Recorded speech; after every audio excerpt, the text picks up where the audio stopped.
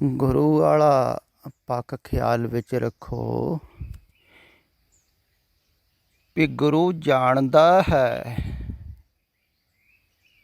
ਵੀ ਮੈਂ ਕੁਝ ਨਹੀਂ ਹਾਂ, ਸਭ ਪਰਮਾਤਮਾ ਹੀ ਹੈ।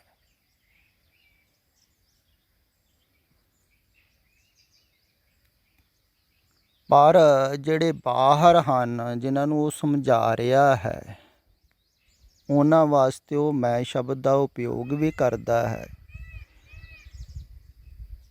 ਅਤੇ ਜਿਹੜੇ ਸੁਣਨ ਵਾਲੇ ਹਨ, ਉਹ ਜਿਵੇਂ ਸੰਸਾਰ ਦੇ ਵਿੱਚ ਮੈਂ ਸ਼ਬਦ ਦਾ ਉਪਯੋਗ ਹੁੰਦਾ ਹੈ, ਐਸਾ ਹੀ ਉਹ ਗੁਰੂ ਦੇ ਪੱਖ ਵਿੱਚ ਵੀ ਸੋਚ ਲੈਂਦੇ ਹਨ ਵੀ ਉਹ ਇੱਕ ਆਦਮੀ ਸਮਝਾ ਰਿਹਾ ਹੈ ਸਾਨੂੰ, ਅਤੇ ਕਹਿ ਰਿਹਾ ਹੈ ਵੀ ਗੁਰੂ ਦੇ ਅੱਗੋਂ ਸਮਰਪਣ ਕਰੋਗੇ, ਸਮਰਪਿਤ ਹੋ ਜਾਓਗੇ ਤਾਂ ਤੁਸੀਂ ਪਰਮਾਤਮਾ ਨੂੰ ਪਾ ਲਓਗੇ।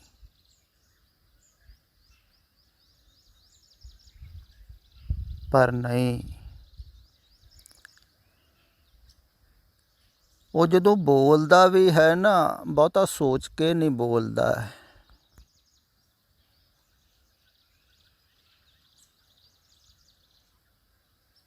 ਇਸ ਕਾਰਨ ਕਈ ਵਾਰ ਬੋਲਣ ਤੋਂ ਬਾਅਦ ਖਿਆਲ ਆਉਂਦਾ ਹੈ ਵੀ ਜੋ ਬੋਲ ਦਿੱਤਾ ਹੈ, ਇਹਦਾ ਤੇ ਬਾਹਰ ਅਰਥ ਹੀ ਹੋਰ ਸੀ।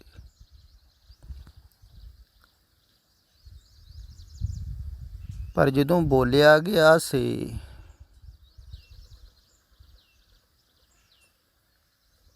ਉਦੋਂ ਜਿਹੜਾ ਬੋਲਣ ਵਾਲਾ ਹੈ ਨਾ,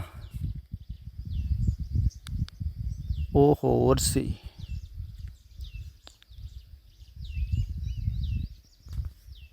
ਇਸ ਕਰਕੇ ਉਹ ਬੋਲ ਕੇ ਬਾਅਦ 'ਚ ਪਛਤਾਉਂਦੇ ਨਹੀਂ ਹਨ, ਕਿਉਂਕਿ ਉਹ ਬੋਲ ਨਹੀਂ ਰਹੇ ਹਨ,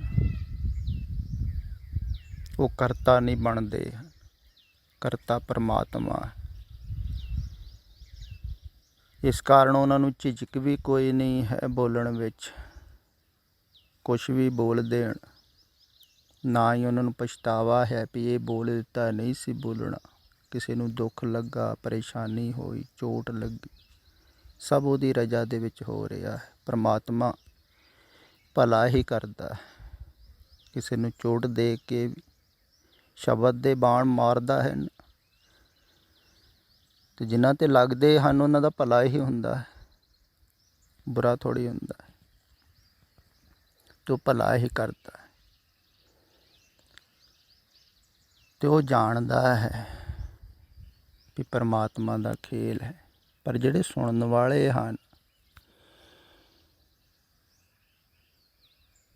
ਉਹ ਅਗਰ ਆਮ ਹੀ ਇਨਸਾਨ ਸਮਝਣ, ਜਿਵੇਂ ਸੰਸਾਰੀ ਆਦਮੀ ਕਿਸੇ ਨੂੰ ਸਮਰਪਿਤ ਕਰਨ ਵਾਸਤੇ ਕਹਿੰਦਾ ਹੈ, ਸੇਵਾ ਕਰਾਉਂਦਾ ਹੈ, ਆਪਣੇ ਅਧੀਨ ਰੱਖਦਾ ਹੈ, ਇੱਦਾਂ ਹੀ ਸਮਝਣ।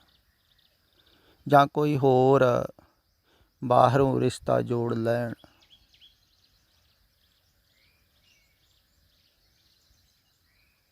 ਅਤੇ ਉਹਨਾਂ ਨੂੰ ਪੂਰਨ ਸਮਰਪਿਤ ਹੋਣ ਨੂੰ ਕਠਿਨਾਈ ਹੋਵੇਗੀ। ਤੁਸੀਂ ਆਪ ਸੋਚੋ ਵੀ ਜਿਹਦੇ ਨਾਲ ਤੁਹਾਨੂੰ ਜ਼ਿਆਦਾ ਹੀ ਗਹਿਰਾ ਪ੍ਰੇਮ ਹੁੰਦਾ ਹੈ, ਉਹਦੇ ਵਾਸਤੇ ਤੁਸੀਂ ਸਭ ਕੁਝ ਛੱਡਣ ਨੂੰ ਤਿਆਰ ਹੋ ਜਾਂਦੇ ਹੋ। ਫਿਰ ਵੀ ਮਨ ਨਹੀਂ ਛੱਡਦੇ ਹੋ, ਮੈਂ ਨੂੰ ਨਹੀਂ ਛੱਡਦੇ ਹੋ, ਸੰਸਾਰ ਛੱਡ ਦਿੰਦੇ ਹੋ, ਜਿਹਨੂੰ ਗਹਿਰਾ ਪ੍ਰੇਮ ਹੁੰਦਾ।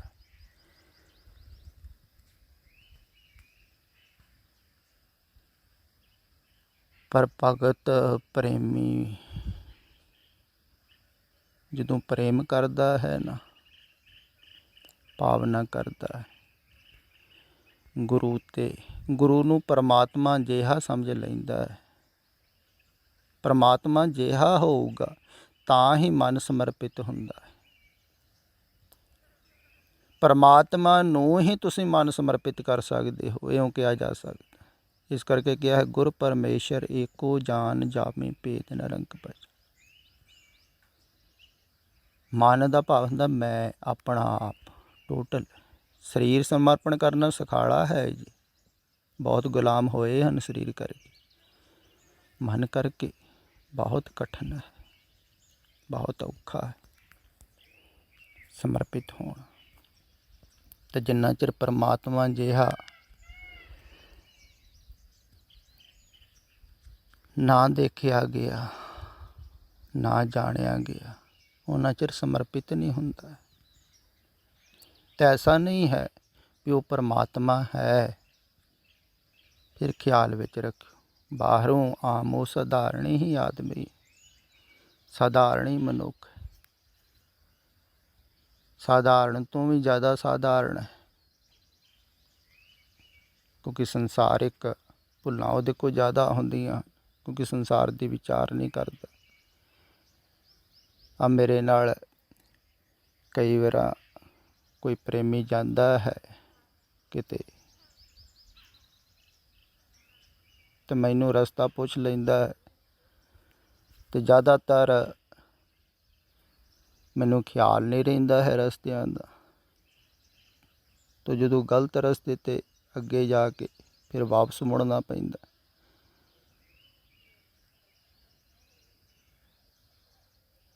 ਤਾਂ ਕਹਿੰਦੇ ਹਨ ਵੀ ਖਿਆਲ ਰਸਤਿਆਂ ਦਾ ਵੀ ਨਹੀਂ ਚੇਤਾ, ਯਾਦ ਹੀ ਨਹੀਂ। ਮੈਂ ਕਿਹਾ ਮੈਨੂੰ ਇਹ ਬਾਹਰਲੇ ਰਸਤੇ ਚੇਤੇ ਨਹੀਂ ਰਹਿੰਦੇ, ਯਾਦ ਨਹੀਂ ਰਹਿੰਦੇ, ਖਿਆਲ ਨਹੀਂ ਨਾ ਰੱਖਦਾ ਮੈਂ ਬਾਹਰਲੇ ਰਸਤਿਆਂ ਨੂੰ, ਭੁੱਲ ਜਾਂਦੇ। ਪਰ ਅੰਦਰਲਾ ਰਸਤਾ ਨਹੀਂ ਭੁੱਲਦਾ।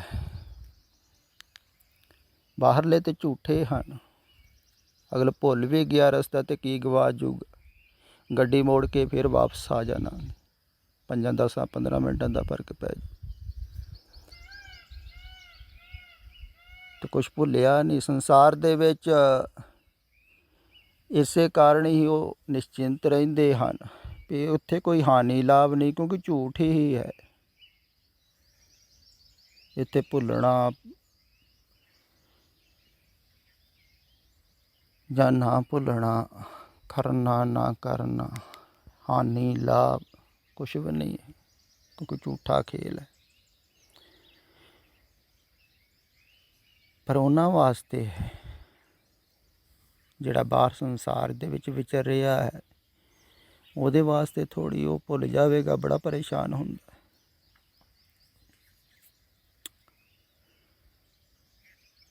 ਅਤੇ ਬਾਹਰ ਦੇ ਤਲ 'ਤੇ ਤਾਂ ਬਿਲਕੁਲ ਆਮ ਸਾਧਾਰਨ ਹੀ ਹਨ।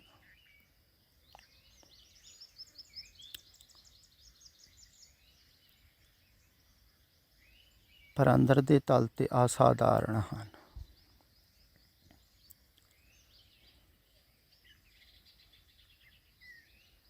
ਅਤੇ ਜਿਹੜੇ ਬਾਹਰ ਹਨ ਸੁਣਨ ਵਾਲੇ ਸਰੋਤੇ, ਉਹ ਦੇਖਦੇ ਹਨ ਬਾਹਰ ਸਰੀਰ ਦੇ ਤਲ 'ਤੇ ਵੀ ਸੰਸਾਰੀਆਂ ਦੀ ਤਰ੍ਹਾਂ, ਜਾਂ ਕੋਈ ਸਮਝ ਲੈਂਦਾ ਹੈ ਵੀ ਬਹੁਤ ਗਿਆਨ ਹੋਵੇਗਾ, ਬਹੁਤ ਪੜ੍ਹੇ ਲਿਖੇ ਹੋਣਗੇ, ਕਈ ਇੱਦਾਂ ਹੀ ਸੋਚ ਲੈਂਦੇ ਆ।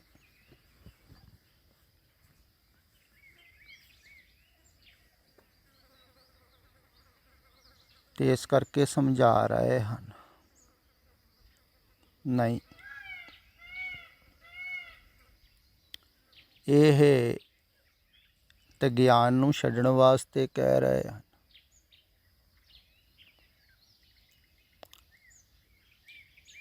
ਇਹ ਗਿਆਨ ਝੂਠ ਹੈ। ਜਿਹੜਾ ਇਹ ਸਮਝ ਲਵੇ ਨਾ, ਉਹ ਹੀ ਵਾਸਤਵਿਕ ਗਿਆਨ ਵੱਲ ਨੂੰ ਜਾਂਦਾ ਹੈ। ਜਿਵੇਂ ਕੱਲ੍ਹ ਹੀ ਇੱਕ ਪ੍ਰੇਮੀ ਦਾ ਟੈਲੀਫੋਨ ਆਇਆ ਸੀ, ਜੋ ਯੂਪੀ ਇੱਕ ਗੁਰਦੁਆਰੇ ਦੇ ਵਿੱਚ ਗ੍ਰੰਥੀ ਦੀ ਡਿਊਟੀ ਕਰ ਰਿਹਾ ਹੈ, ਅਤੇ ਕਾਫੀ ਸਮੇਂ ਤੋਂ ਸੁਣਦਾ ਹੈ, ਇਸ ਕਰਕੇ ਉਹਦੇ 'ਤੇ ਅਸਰ ਹੋਇਆ ਹੈ। ਅਤੇ ਉਹਨੇ ਕਿਹਾ ਵੀ ਮੈਨੂੰ ਗੁਰਦੁਆਰੇ ਦੇ ਵਿੱਚ ਗੁਰ ਸ਼ਬਦ ਦੀ ਕਥਾ ਕਰਨ ਵਾਸਤੇ ਕਹਿੰਦੇ ਹਨ ਵੀ ਰੋਜ਼ ਤੂੰ ਕੋਈ ਸ਼ਬਦ ਦੀ ਕਥਾ ਕਰਿਆ ਕਰ। ਕਹਿੰਦਾ ਮੈਨੂੰ ਵਾਰ-ਵਾਰ ਖਿਆਲ ਇਹੋ ਹੀ ਆਉਂਦਾ ਹੈ ਵੀ ਮੈਂ ਜਾਣਦਾ ਤਾਂ ਹੈ ਨਹੀਂ ਕੋਈ, ਤੇ ਜਾਣਦਾ ਨਹੀਂ ਜਿਹਨੂੰ ਉਹਦੀ ਮੈਂ ਕਥਾ ਕਰਾਂ। ਪਰਮਾਤਮਾ ਨੂੰ ਜਾਣਦਾ ਨਹੀਂ, ਪਰਮਾਤਮਾ ਬਾਰੇ ਗੱਲ ਕਰਾਂ।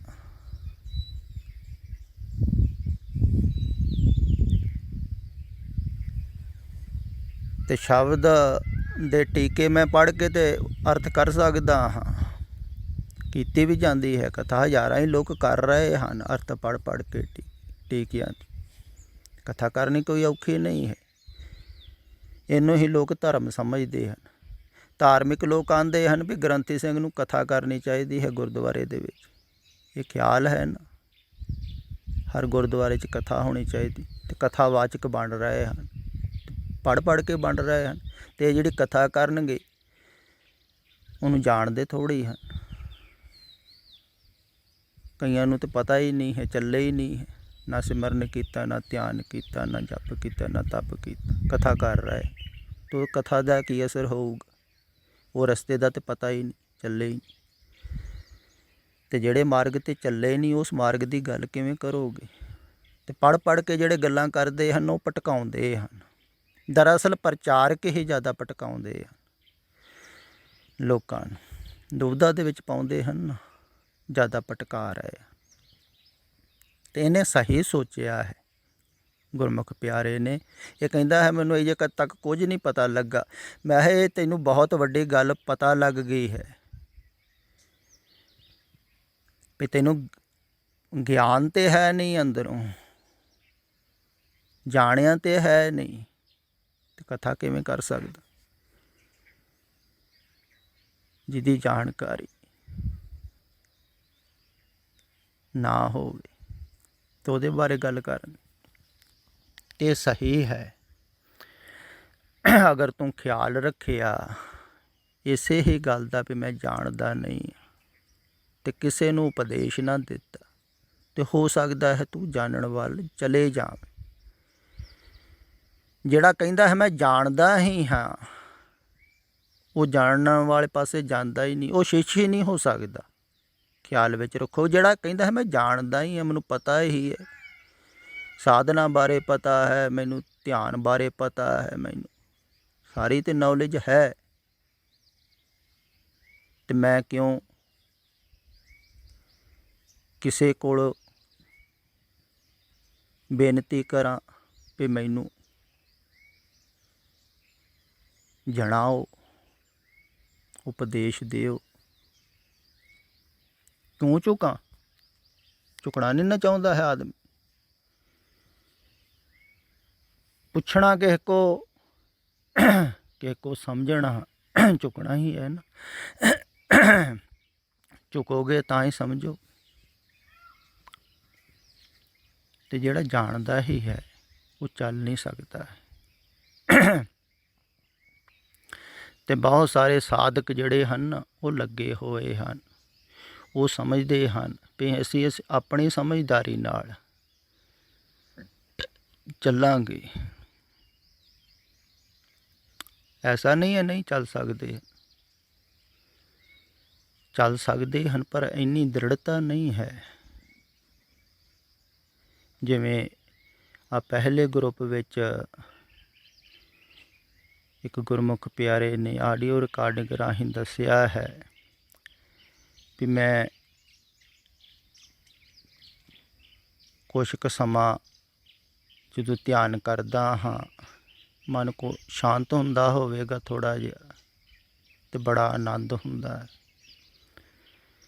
ਤਾਂ ਉਸ ਤੋਂ ਬਾਅਦ ਫਿਰ ਇੱਕਦਮ ਹੀ ਵਿਚਾਰ ਸ਼ੁਰੂ ਹੋ ਜਾਂਦੇ ਹਨ, ਫਿਰ ਮਨ ਦੇ ਵਿੱਚ ਉਲਝ ਜਾਂਦਾ, ਫਿਰ ਬੇਚੈਨ ਹੋ ਜਾਂਦਾ।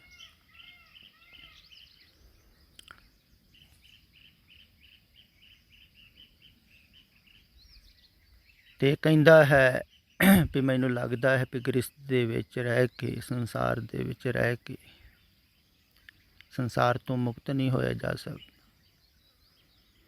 ਕਿਉਂਕਿ ਇਹ ਆਪ ਸੋਚ ਰਿਹਾ ਹੈ ਨਾ